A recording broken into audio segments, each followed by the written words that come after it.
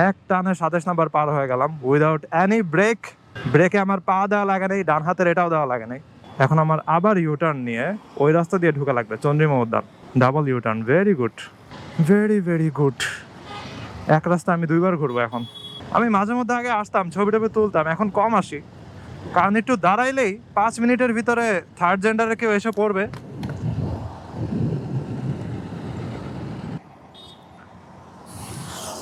ভাই আমার ক্যামেরা পড়ে গেছে, লিটারালি ক্যামেরা পড়ে আমার কোলের উপরে পড়ছে। হোয়াট?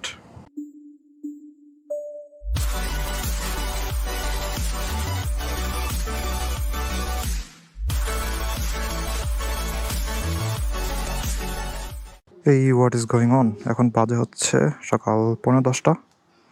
আমি যাব মহাখালীর দিকে। মোটরসাইকেল স্টার্ট দিই। স্টার্ট দেওয়ার ঠেলায় মোটরসাইকেলই জায়গা থেকে সরাই ফেলছিলাম পুরা। Let's go. সবাইকে শুভ নববর্ষ। আজকে হচ্ছে আমাদের বাঙালিদের ক্যালেন্ডারের প্রথম দিন। ইংলিশ ক্যালেন্ডারে হচ্ছে 14th এপ্রিল। আমি যে শর্টকাটটা মারি ওইটা বন্ধ করে রাখছে, কিছু করার নেই, এখন শঙ্কর দিয়ে যাওয়া লাগবে। Let's go. অনেক দিন পরে শঙ্কর দিয়ে ঢুকলাম। এদিক দিয়ে কখন আমি যাই না, কারণ প্রচুর গ্যাদারিং লাগে, প্রচুর। আজকে পয়লা বৈশাখের বন্ধের কারণে গ্যাদারিংটা ছিল না আর কি। যাই হোক, মেন রোডে বের হয়ে গেলাম। ভাবতেছি 27 নাম্বার দিয়ে যাব নাকি, কারণ আজকে যেহেতু মানুষদের চাকরি বাকরি নাই, তাই 27 নাম্বার দিয়ে ঢুকাই যায়। আগে তো লালমাটিয়া দিয়ে চলে যেতাম। সো আজকে শর্টকাট কম মারবো আর কি, মেইন রোড দিয়ে বেশি যাবো। অলরাইট, 27 নাম্বার ঢুকে গেলাম। আজকে জাস্ট পয়লা বৈশাখের একটা চিল রাইড হবে। Let's go. আর my Honda Xblade is performing as always top notch. I am খুবই স্যাটিসফাইড। উল্টা সাইড থেকে মোটরসাইকেল কোন দুঃখে আসে বুঝি না, রাস্তা পুরা খালি, কেন আপনার উল্টা আসা লাগবে? 5 টাকার ফুয়েল বেশি যাইতেই পারে, তাই বলে আপনি উল্টা আসবেন নাকি? তো আপনাদেরকে দেখে তো আরো এই ব্যাটারি রিক্সাওয়ালা আরো এনকারেজ হবে যে তারা উল্টা যায়, তাহলে আমরাও যাই। হুদাই পুরা লিটারালি রাস্তাটার পিছন দিয়েই ঘুরে বের হয়ে আসা যায়, কিন্তু যাবে না। এই যে একটু পরপরই হচ্ছে এখানে রাস্তায় ঢোকার জায়গা আছে, এদিক দিয়ে ঘুরে আসা যাবে, কিন্তু তাও করবে না। পুরাই অ্যারোগেন্ট একটা নেশন। এই নেশনের 80% মানুষ কিচ্ছু মানতে চায় না, যে যেমনে পারে চোরামি বাটপারি করার উপরে থাকে। এক টানে 27 নাম্বার পার হয়ে গেলাম উইদাউট এনি ব্রেক। ব্রেকে আমার পা দেওয়া লাগে নাই, ডান হাতের এটাও দেওয়া লাগে নাই। এইবার চলে যাব হচ্ছে মানিক মে এভিনিউতে। ডান ইন্ডিকেটর দিয়ে দিলাম। ও নো, মানিক মে এভিনিউর টার্ন বন্ধ করে রাখছে কেন? এটা কি নতুন সিস্টেম নাকি? এই রে, ঝামেলায় পড়ে গেলাম। কি ব্যাপার ভাই, এটা তো কালকেও দেখি নাই, সব বন্ধ। হোয়াট? এ আবার কেমন সিস্টেম ভাই? তার মানে ওই সামনে ঘুরে তারপরে আসা লাগবে? ঝামেলা, প্রচুর ঝামেলা। যখন বেরোছিলাম তখন 9,945 ছিল মনে হয় কিলোমিটার, এখন 9,950।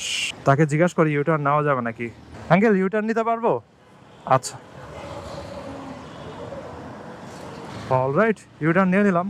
আপনারা যারা বিগিনার রাইডার আছেন, কোনো রাস্তাতে ইউটার্ন নেওয়ার সাইনবোর্ড যদি না থাকে, তাহলে ভুলেও না জিজ্ঞাসা করে ইউটার্ন নিতে যায় না। কারণ ইউটার্ন নেওয়ার পরে দেখবেন যে টার্নের সামনে আরেকজন দাঁড়ায় আছে, পুলিশ, তারপরে সে আপনাকে দিবে আটকায়া। ও আচ্ছা, বুঝছি, পয়লা বৈশাখের প্রোগ্রামের জন্য এগুলো সব বন্ধ। পড়ে গেলাম ঝামেলায়। এখন আমার আবার ইউটার্ন নিয়ে ওই রাস্তা দিয়ে ঢুকে লাগবে চন্দ্রিমা উদ্যান।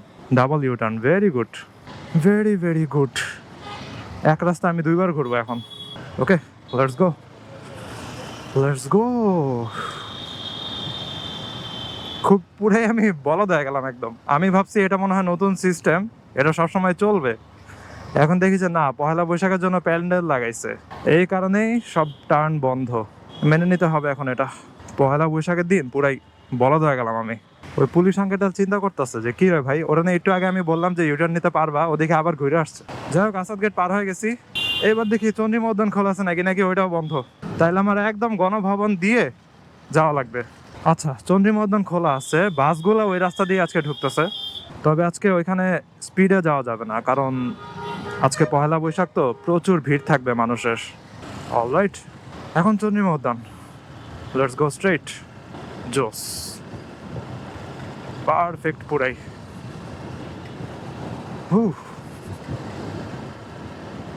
দুইবার ঘুরলাম, দুইবার চক্কর মারলাম মানিক মে এভিনিউর সামনের রাস্তাটাতে। প্যারা নেই, ওই দেখেন বাস চন্দ্রিমা উদ্যানেও থামবে, যাত্রীর জন্য। এই চাকা দিয়ে দেখি ধোঁয়া বের হইতেছে।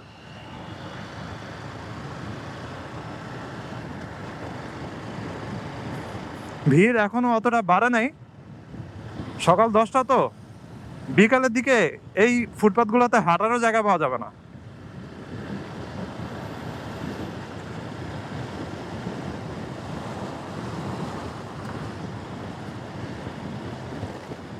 আমি মাঝে মধ্যে আগে আসতাম, ছবি টবি তুলতাম, এখন কম আসি, কারণ একটু দাঁড়াইলেই 5 মিনিটের ভিতরে থার্ড জেন্ডারে কেউ এসে পড়বে।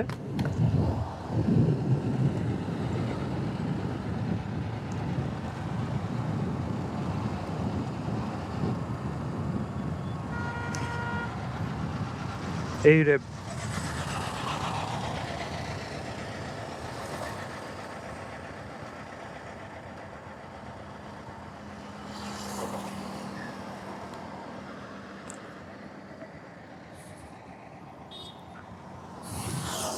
ভাই আমার ক্যামেরা পড়ে গেছে, লিটারালি ক্যামেরা পড়ে আমার কোলের উপরে পড়ছে। হোয়াট, দাঁড়ান অফ করি। অলরাইট, ক্যামেরা আবার ফিট করলাম। আমি জানি না আবার পড়ে যাবে নাকি, লিটারালি 50-60 এরকম স্পিডে ক্যামেরা আমার কোলের উপর পড়ে গেছে। তারপরে ভাইব্রেশনের ঠেলায় হচ্ছে ক্যামেরা আমার পা থেকে সরে সরে নিচে পড়ে যাইতেছিল। আমি ওই 50-60 স্পিডে এক হাত দিয়ে হচ্ছে এভাবে ক্যামেরাটা ধরছি এখানে।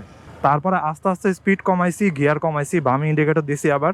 তারপরে যখন একটা সাইডে চলে আসছি, এখন যদি আমি ব্রেক করতে নিই তাহলে তো আমার পা নামানো লাগবে, তার উপরে আবার হাতটা উপরে ওঠানো লাগবে। তো এই কাজ যদি করি তাহলে আমার ক্যামেরা পড়ে যাবে, কারণ আমার পা নামাইতে হলে ক্যামেরার দিক দিয়ে স্লাইড করে পড়ে যাবে। সো তারপর আমি কি করলাম, ক্যামেরাটা হাতে নিয়ে ওই হাতটা আমি এখানে রাখছি, এখানে রেখে আস্তে আস্তে হচ্ছে ব্রেক করে থামছি। পুরাই ডেঞ্জারাস একটা সিচুয়েশন ছিল, নতুন ক্যামেরাটা আজকে টুকরা টুকরা হয়ে যেত। ওকে, সিগন্যাল দিচ্ছে, লেটস গো। ঢুকে গেলাম বিজয় সরণি। ভাই ডেঞ্জারাস একটা সিচুয়েশন ছিল, বুঝলাম না পহেলা বৈশাখে কি কুফা দিয়ে শুরু হলো নাকি আমার। এক রাস্তা 2বার ঘুরলাম, ক্যামেরা পড়ে গেল। বেঁচে গেছি যে ক্যামেরার কিছু হয় নাই, লেন্সটাও ভেঙে যেতে পারতো। লেন্স প্রোটেক্টর লাগানো আছে, কিন্তু ওগুলো তো হচ্ছে জাস্ট মনে করেন স্ক্র্যাচ রেজিস্ট্যান্সের জন্য, নট হিট রেজিস্ট্যান্স। হিট খাইলে শেষ। ওকে, এখন জাহাঙ্গীর গেটের দিকে চলে যেতেছি। পুরাই খালি, পুরাই খালি, পারফেক্ট একদম। তবে হাফ হাতা গেঞ্জি পরে বের হয়েছি তো, রোদের তাপ আস্তে আস্তে বাড়তেছে, সকাল যত হইতেছে ঝামেলায় পড়বো। এখানে একটু স্লো হওয়া লাগবে, এই সাইড থেকে গাড়িগুলো এসে ঢুকে। এই যে ওই যে সিএনজিটাও আসতে আসতে এটাও ঢুকবে। নাইস, পার হয়ে গেছি ভাই। এখন একটু পর পর আমি খালি এখানে হাত দিতেছি যে ক্যামেরাটা জায়গা মতো আছে নাকি। আসলে আমার মাউন্টটা হচ্ছে এমন, এটা হচ্ছে একটা গ্রিপের মতো আটকায় থাকে আর কি। তো গ্রিপের মতো আমার হেলমেটের সাথে আটকায় থাকে। এখন সমস্যা হচ্ছে হেলমেটের এই জায়গাতে তো মনে করেন একটা কাপড়ও আছে চিনের সাথে লাগার জন্য, তো ওই কাপড়টা মাঝে মধ্যে মনে করেন টান খাইতে খাইতে খাইতে খাইতে হচ্ছে ওই জিনিসটাও লুজ হয়ে যায় এবং নিচের দিকে নামতে থাকে। তো নিচের দিকে যে নামতেছে এটা তো বোঝা যায় না। আর একটা জিনিস হচ্ছে, একটা এরকম স্ক্রুয়ের মতো আছে, এটা দিয়ে হচ্ছে টাইট দেয়, কিন্তু বেশি টাইট দেওয়া যাবে না, বেশি টাইট দিলে আবার প্যাচ কাটা যেতে পারে। সো এমনভাবে টাইট দেওয়া হয় যে জোরে যদি টান দেয় তাহলে কিন্তু খুলে চলে আসবে। তো এরকমভাবেই হচ্ছে আমি চালাই। যদি এরকম কিছু করা যেত যে উপর থেকে মনে করেন টাইট করে গিট্টু দিয়ে আটকে রাখা যেতেছে তাইলে ভালো হতো, কিন্তু এরকম কোনো সিস্টেম নাই। আর অন্য যেসব মাউন্ট আছে ওইগুলা হচ্ছে আরও খারাপ। ওইগুলা মনে করেন স্ট্র্যাপের মতো গিট্টু দিয়ে তারপরে ইউজ করা লাগে। তো এগুলো মনে করেন এক সাইডে নিচা এক সাইডে উঁচা এরকম হইতে থাকে। তো খুবই বাজে অবস্থা ওগুলো ইউজ করা যায় না।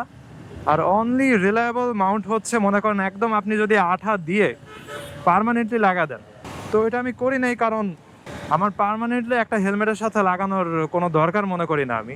আমার হেলমেট চেঞ্জও হতে পারে, আবার হঠাৎ করে কোনো এক সময় আমার দেশ ছাড়া লাগতে পারে, যেহেতু আমি ভিসা অ্যাপয়েন্টমেন্ট নিয়ে রাখছি। তাই আর কি পার্মানেন্ট কিছু আমি লাগাইনি, এমন কোনো মাউন্ট নিছি যেগুলো এক হেলমেটের থেকে আরেক হেলমেটে সুইচ করা যায়। এই হচ্ছে আমার সিচুয়েশন। ফ্লাইওভারের আর্টগুলো অনেক সুন্দর লাগে, একদম পুরা ফ্লাইওভার জোস। এই যে আমি এখন রেল ক্রসিং পার হব, তারপরে আবার ফ্লাইওভারের নিচে দিয়ে যাব।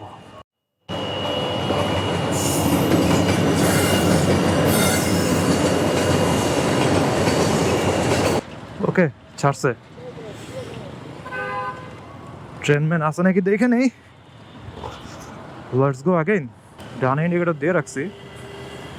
এই যে পুরা আর্টটাই আমার কাছে জোস লাগে আর কি। একটা ফ্লাইওভার ফার্স্ট টু লাস্ট এত সুন্দর একটা আর্ট করছে, পারফেক্ট। পয়লা বৈশাখের জন্য যে আর্ট করছে এরকম না, এটা আরো আগে করছে। জোস, একদম পুরা ফ্লাইওভার। যাই হোক, আজকে ভিডিওর জন্য কোনো স্পেশাল টপিক না, জাস্ট পয়লা বৈশাখ একটা চিল রাইড আর কি, অলমোস্ট চিল রাইড। মাঝখানে ভালোই বিপদে পড়ছিলাম, তো ভাগ্য ভালো যে বিপদ থেকে বেঁচে গেছি। তো আজকের ভিডিও এখানেই শেষ করে, I hope you guys like this video and for watching for the first time you can kindly subscribe. তো see you in the next one. ভালো থাকুন, সাবধানে রাইড করেন, টাটা। I wake up to a little bit of drool on my pillow, feel like it's gonna be a bad day. Yeah, I'm tired of shit, and the coffee ain't hit yet, damn ain't that great. I don't wanna go to work, cause my boss is a jerk, and I'm not even that paid. I need a change in my life, cause I don't feel alive, and there's nothing that makes me happy.